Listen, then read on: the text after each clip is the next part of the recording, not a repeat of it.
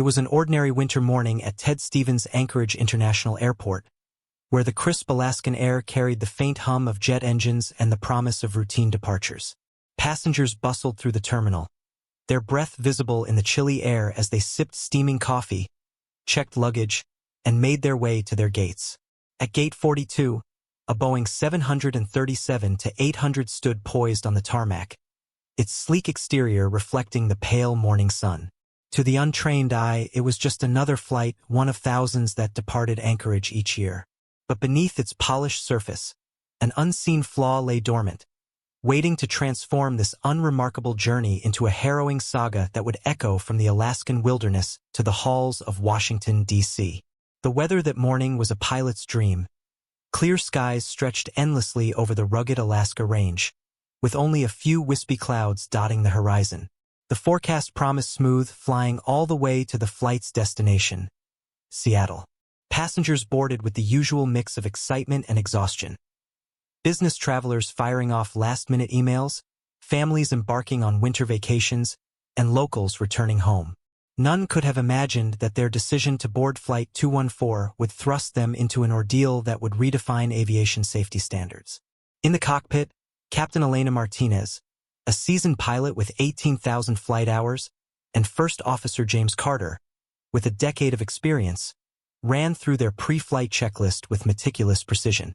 The aircraft's maintenance log was pristine, showing recent inspections and no reported issues. The ground crew, bundled against the cold, completed their checks with the efficiency of a well-oiled machine. As the engines roared to life, their familiar whine reverberating across the tarmac, there was no hint that this flight would be anything but routine. The pushback was seamless, and the 737 taxied smoothly toward runway 7R. Air traffic control's voice crackled through the radio, granting clearance with the same calm professionalism as always. The takeoff was textbook. Engines roared, the plane accelerated, and it lifted off, climbing gracefully over the snow-draped peaks of the Chugach Mountains. Passengers settled in, some flipping through in-flight magazines, others gazing out at the breathtaking Alaskan landscape below. The plane reached its cruising altitude of 35,000 feet, slicing through the crisp air with ease. For 20 minutes, everything was perfect. Then something changed. It began subtly, almost imperceptibly, a faint vibration emanating from the aircraft's left engine. Most passengers didn't notice, distracted by their books, screens, or the gentle hum of the cabin. But for those seated near the left wing, the tremor felt off. It wasn't the familiar jostle of turbulence, but a rhythmic, mechanical pulse that seemed to ripple through the airframe. In the cockpit, Captain Martinez's eyes flicked to the instrument panel. The left engine's performance metrics showed a slight anomaly, a temperature increase of 1.5 degrees Celsius per minute and a minor fluctuation in the engine pressure ratio. It wasn't enough to trigger an alarm, but it was enough to raise her pulse. "Keep an eye on that," she told Carter, her voice steady but laced with caution. The first officer nodded, adjusting his focus to the engine readouts. The flight data recorder would later reveal that the issue stemmed from a hairline fracture in one of the engine's compressor blades, a defect too small to detect during routine inspections but catastrophic under the stresses of high-altitude flight. As the minutes ticked by, the vibration grew stronger, evolving into a pronounced shudder that rattled window shades and sent ripples through passengers' drinks. Flight attendants, trained to notice the subtlest shifts in an aircraft's behavior, exchanged uneasy glances. The cabin's usual symphony of sounds, engine hum, air vents, passenger chatter, had taken on a discordant note. One attendant, Sarah Nguyen, paused near a window and glanced at the left engine. What she saw made her heart skip. A section of the engine's outer cowling was beginning to loosen, flapping slightly in the 500 miles per hour slipstream. She hurried to the intercom to alert the cockpit. "Captain, we've got a visual on the left engine," Nguyen reported, her voice tight. "The cowling looks like it's coming apart." Martinez and Carter exchanged a look. A detached cowling at 35,000 feet was a nightmare scenario. Exposed engine components could overheat, seize, or worse, send debris into the airframe. The cockpit's warning systems, designed to detect major failures, remained eerily silent, underscoring the insidious nature of this malfunction. The crew's training kicked in. Martinez initiated a gradual descent to 25,000 feet, hoping to reduce stress on the engine, while Carter radioed Anchorage Air Traffic Control, requesting priority for an emergency return. Anchorage Tower, this is Flight 214, declaring an emergency. We've got a mechanical issue with the left engine and need vectors for immediate return, Carter said, his tone calm but urgent. Flight 214, roger. Turn left heading 270, descend and maintain 15,000 feet. Runway 7R is yours. The controller responded, clearing the airspace. As the plane began its descent, the situation deteriorated rapidly. The fractured compressor blade finally gave way, sending a cascade of metal fragments through the engine. The cowling tore free, exposing the engine's core to the frigid, low-pressure air. The left engine began producing erratic thrust, causing the aircraft to yaw unpredictably. Passengers gasped as the plane shuddered violently, tray tables rattling and overhead bins creaking. Those near the windows stared in horror at the mangled engine, its exposed components glowing faintly from overheating. In the cockpit, warning lights finally erupted across the instrument panel: low oil pressure, engine overheat, thrust imbalance. The automated systems struggled to compensate, but the damage was too severe. Martinez took manual control, her hands steady on the yoke as she fought to keep the plane level.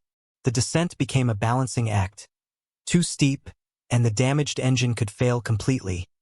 Too shallow, and they risked running out of time. Carter worked the radios, coordinating with Anchorage and relaying updates to the cabin crew. "Ladies and gentlemen, this is your captain," Martinez announced over the intercom, her voice a beacon of calm. "We're experiencing a mechanical issue and will be returning to Anchorage. Please remain seated and follow the crew's instructions." On the ground, Anchorage International Airport sprang into action. Emergency response teams, fire trucks, ambulances, and hazmat units lined up along runway 7R. The tower cleared all other traffic, giving Flight 214 undisputed priority. But as the plane neared Anchorage, a new challenge emerged. A fast-moving weather front had swept in, bringing gusting winds and patches of icing. Visibility dropped to 2 miles, and the runway glistened with a thin sheen of ice. Martinez and Carter recalculated their approach, factoring in the compromised aerodynamics and turbulent winds.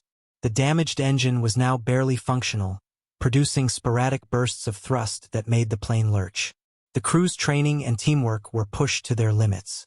Martinez focused on keeping the plane aligned with the runway, while Carter monitored the dwindling fuel levels and cross-checked their speed and altitude. In the cabin, flight attendants secured loose items and reassured passengers, many of whom were visibly shaken but remarkably composed. At 1,000 feet, the runway lights came into view through the swirling snow. The winds battered the plane, forcing Martinez to adjust her approach angle repeatedly.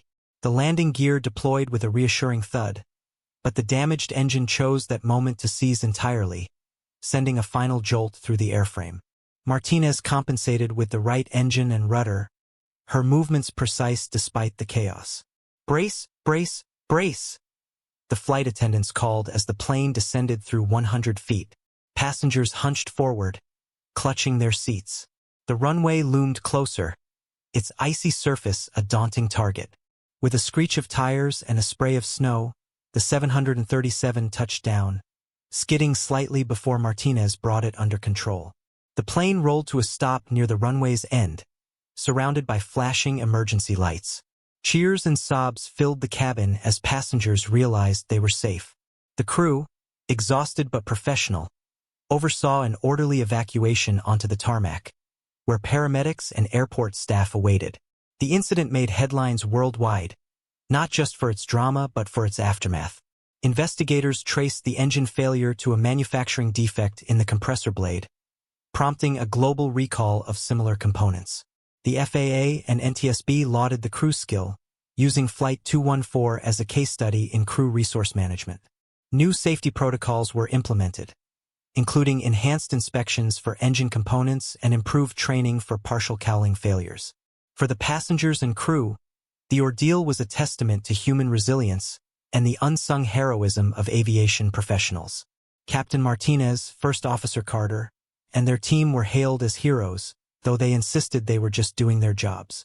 As for the passengers, many reunited with loved ones in Anchorage that day, their stories of survival a powerful reminder of how quickly the ordinary can become extraordinary.